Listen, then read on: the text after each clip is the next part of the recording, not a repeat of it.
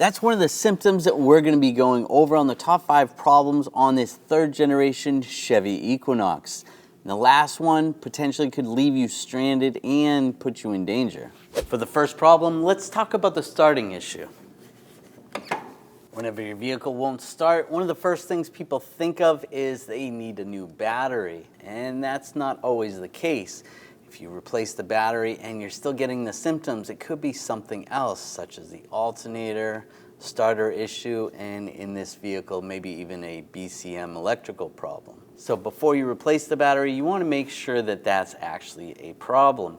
You can test it, make sure that it is above 12.6 volts. Now, using your headlights, back in the old days, you used to turn the headlights on and see if they were dim.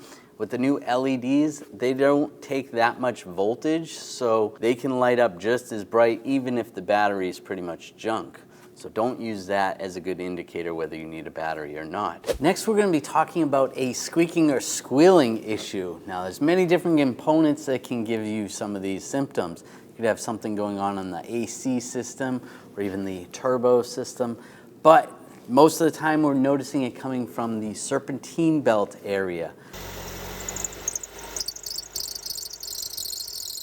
You could have someone inside the vehicle revving the gas pedal while you're outside listening, trying to find where that noise is coming from. And if it's coming from this area, the right side of the engine bay, then chances are it's dry rotted. Maybe you have some cracking on it. Tensioner could be weak and need to be replaced. It could be loose. Also, if the pulleys are not aligned properly, that can give you some symptoms. So check out that area. See what you need to replace. One of the more annoying problems is while you're driving down the road, the radio display will just cut right out. Now, if you're only listening to the radio, that may not be an issue, but if you're using your GPS, that may give you some problems. The first thing you want to do is check the connectors behind the radio, see if there's any loose connections. That can cause this, or even a blown fuse.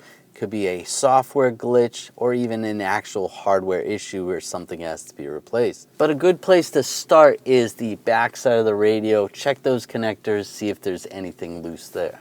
Now, when you get a check engine light, it's not something you want to ignore, especially if you get a O2 sensor related code. You could cause damage to other components. On this vehicle, the Upstream O2 sensor is located right here. It's pretty easy to access, and it's going to send signals to the computer so that it can make some fine adjustments. Now, when this fails, you can actually order your part from 1AAuto.com. Change it out nice and easy. Now on to our last problem. This is what we were talking about in the beginning. Now, there has been reports of these vehicles shutting down while in motion, accompanied by brake failure and transmission issues.